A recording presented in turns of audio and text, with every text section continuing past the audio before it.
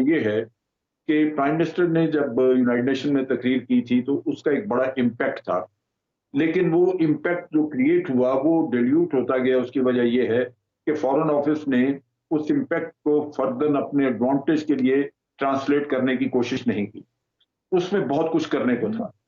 دیکھیے اس وقت بھی انڈیا نے جب یہ اسٹیٹس بدلا ہے کشمیر کا، اس کو یونین ٹیریٹری وغیرہ بنایا، تو وہ ایک بڑا معصوم سا ہم لوگوں کو ایک ایکسپلینیشن دیتے تھے معصومانہ، وہ یہ تھی کہ جناب ہمارا آئین تھا، ہمارا آرٹیکل 370 تھا، ہم نے لگایا تھا، اس میں ڈالا تھا، ہم نے نکال دیا، تو اس میں برائی کیا ہے؟ یہ تو ہمارا گھر کا معاملہ ہے، ہمارا آئین ہے، پاکستان کو تو نہیں ہے۔ یہ وہ چیز ہے جو کسی نے ان کے نیریٹو کو کاؤنٹر کرنا تھا دنیا میں، اور وہ جہاں جہاں جا کے یہ نیریٹو اپنا پھیلا رہے تھے، اگر بعد میں ان کے لیڈرز کی گفتگو سنیں، ایون ٹرمپ نے ایک دو دفعہ کہا کہ بھارت کہتا ہے کہ یہ ہمارا اندرونی معاملہ ہے، تو بس ٹھیک ہے۔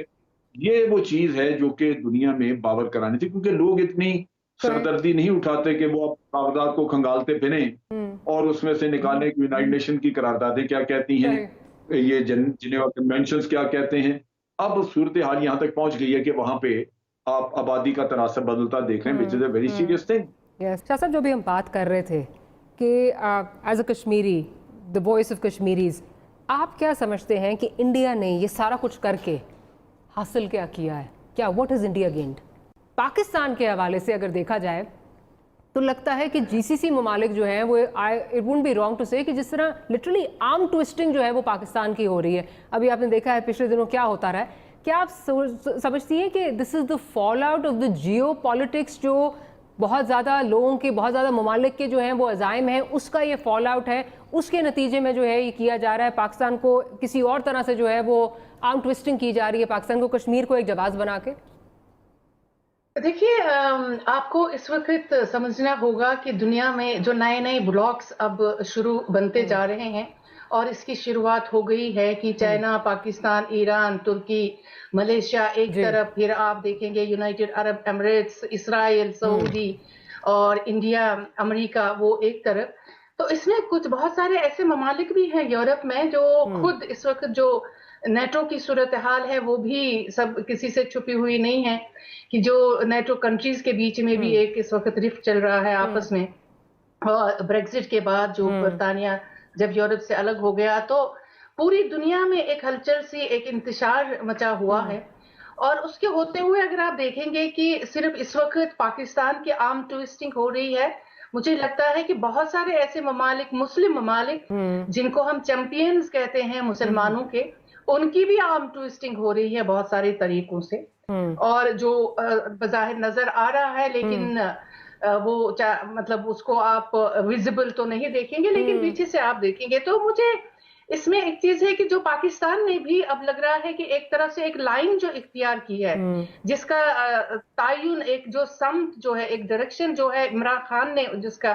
تعین کیا ہے، وہ بھی ایسا برا نہیں ہے جو لائن انہوں نے اختیار کی ہے، لیکن صرف آپ اس ایک لائن پہ رہ کے آگے اپنا جو موقف ہے وہ اس کی حمایت حاصل کریں گے، وہ آج کی دنیا میں شاید ممکن نہیں ہے۔ اس میں آپ کو ان ملکوں کے پاس بھی جانا ہوگا جن سے اگر آپ کی کوئی انبن بھی چل رہی ہے، ان کی سپورٹ بھی حاصل کرنی ہوگی، اس لیے کہ جب تک آپ وائڈر پرسپیکٹیو میں اپنے موقف، اپنے نریٹو کی حمایت حاصل نہیں کریں گے، آج کی دنیا میں بہت مشکل ہے کہ بہت سارے جو ممالک ہیں جن کو آپ سپر پاور بھی کہتے ہیں کہ وہ آپ کی بات سنیں، تو ان کے پاس بھی جانے کی ضرورت ہے۔ جیسے انڈیا جو ہے وہ جاتا ہے جن کے ساتھ ان کے ریلیشنز بھی نہیں ہے، لیکن وہ پھر بھی ان ملکوں کے پاس جاتا ہے اور اپنا موقف جو ہے سامنے رکھتا ہے۔ تو اس میں بہت زیادہ کام کرنے کی مجھے لگتا ہے ضرورت ہے۔ ٹھیک ہے زیاد صاحب، آپ کا پرسپیکٹو اس پہ کیا ہے؟ جو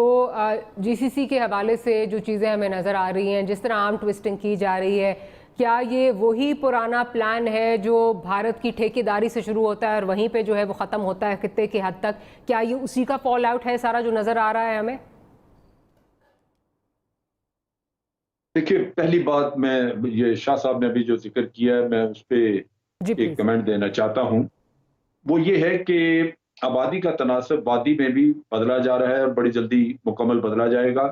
وہاں آباد کرنے کی ضرورت نہیں ہے ان کو، یہاں یہ ہے کہ ان کو سٹیزن شپ دے کے तो उनको एक वोटिंग राइट मिल गया, वो जहां भी मौजूद होंगे वोटर्स लिस्ट में उनके नाम अपीयर होंगे और वो आइंदा वोट देंगे, जो कि हिंदू डोमिनेटेड गवर्नमेंट वहां पे बनेगी। जिस तरह हमारे यहाँ पाकिस्तान में भी आज़ाद कश्मीर के शहरी जो आज़ाद कश्मीर में रजिस्टर्ड वोटर हैं, वो कोई कराची में बैठा है, कोई लाहौर में है, कोई और उधर, लेकिन उनकी सिटीजनशिप वहां की है, वो वोट देते हैं और उसके मुताबिक करते हैं, और ये एब्सेंटीज वहां पे होंगे और ये रोकने की जरूरत है। अगर नहीं हम रोकेंगे तो ये होगा, और इसके रोकने का तोड़ हमारे पास मौजूद है, लेकिन हम उसको एक्सरसाइज नहीं करते। अब एक और बड़ा अहम एक इशू है जिस पे हमने बात करनी है, और वो बात ये करनी है कि इस्लाम जो हमारा दीन है उसमें फैशन करने की कितनी गुंजाइश है, और फैशन और इस्लाम को अगर हम साथ रखें तो क्या ये डायरेक्टली प्रोपोर्शनल है या इनडायरेक्टली प्रोपोर्शनल है। हम मैथ्स और फिजिक्स में पढ़ते थे कि एक एरो ऊपर जा रहा है, एक एरो नीचे जा रहा है, तो इस्लाम का ताल्लुक फैशन से किसी हद तक है, जुड़ता है, नहीं जुड़ता, या इस्लाम में फैशन करने की बिल्कुल ममानियत है, क्या इस पे हम बात करेंगे कि फैशन का कॉन्सेप्ट क्या है इस्लाम में। और हमारे साथ मजहबी स्कॉलर राजा ज़िया साहब मौजूद है। अस्सलाम वालेकुम राजा साहब। वालेकुम सलाम व रहमतुल्लाह। और नाजरीन, आपके जहन में फैशन के हवाले से जो सवालात हैं और जो आपके ख्याल में मुतसादिम हो सकते हैं दीन इस्लाम से, उसके हवाले से आप हमसे सवाल कर सकते हैं, पूछ सकते हैं। कॉलर्स हमें कॉल कर सकते हैं, नंबर्स हमारी स्क्रीन पर नजर आ रहे हैं आपको। राजा साहब ये बताएं कि इस्लाम एक तरफ और फैशन दूसरी तरफ, ये डायरेक्टली प्रोपोर्शनल है या इनडायरेक्टली प्रोपोर्शनल है, या वो डायरेक्टली वो जो इंटरसेक्टिंग लाइंस थी कि जो क्रॉस ही कर जाती हैं, कांटा लग जाता है, वो है सिलसिला। देखिए बिस्मिल्लाह, अगर हम इनके दो जिस तरह मैथ में सेट्स पढ़ते थे ना, तो अगर ये दोनों कहीं कहीं पे तो इंटरसेक्ट करते हैं, कहीं पे मिलते हैं, अच्छा। कहीं पे फिर फैशन जरा, जहां तक फैशन की बात है, हाँ कोई ऐसा फैशन ना करें जो कि डायरेक्टली, जिसको हम कहते हैं कि नॉन मुस्लिम सिंबल्स उसके अंदर मौजूद हों, जैसे अगर हमारा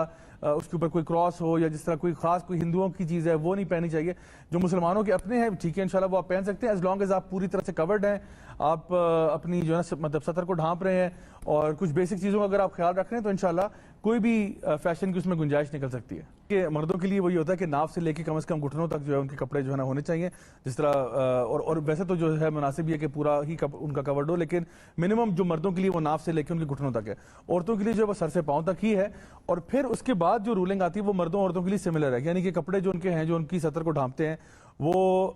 ट्रांसपेरेंट नहीं होने चाहिए, ठीक है, यानी सी थ्रू मटीरियल की नहीं होने चाहिए। दूसरी बात यह कि उसके अंदर ऐसी मर्द जो है वो औरतों वाले लिबास ना पहने, औरतें जो है वो मर्दों वाले लिबास ना पहने। तो ये जो क्रॉस ड्रेसिंग की अभी अवैस ने भी बात की थी वो नहीं होनी चाहिए।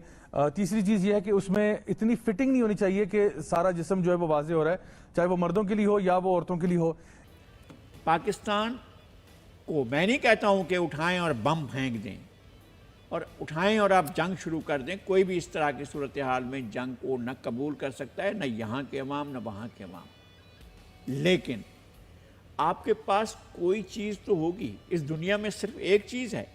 कि आप जो है कारोबार करते हैं, आप धंधा करते हैं, आप मार्केट देखते हैं कि इंडिया की मार्केट है, 50 करोड़ अफराद ख़रीदार हैं और आपके पास ख़रीदने की इस्तात रखते हैं और पाकिस्तान से ज़्यादा ख़रीदार हैं, इसलिए सारी दुनिया उस तरफ का रुख करे और इंसानों की ज़िंदगियों को, उनकी अमवात को बिल्कुल शुमार कतार में न लाए। आपने दुनिया के ज़मीर पर दस्तक दी, आपने बहरहाल आप गए, बड़ी कोशिशें की हैं, लेकिन वो मरबूत मबसूत वो हमाजहत हमागीर कोशिशें नहीं हुई हैं हमारी तरफ से, हमें मानना चाहिए। महमूद कुरैशी ने वजारत ख़ारजा में एक नई जान डाली है, लेकिन मौजूदा सूरत हाल इतनी गंभीर है, इतनी ख़तरनाक है कि इसमें आपको दिन और रात को एक कर देना होगा। आपको जाना होगा, जाकर बीजिंग में बैठना होगा, आपको जाना होगा, जाकर मास्को में बैठना होगा, आपको जाना होगा और जाकर बरसल्स में बात करनी होगी, आपको पेरिस और लंदन में जाकर बैठना होगा, आलमी बिरादरी के सामने हकायक रखने होंगे, बताना भी चाहिए कि जनाब ये हो रहा है मेरे पड़ोस में, ये रहा।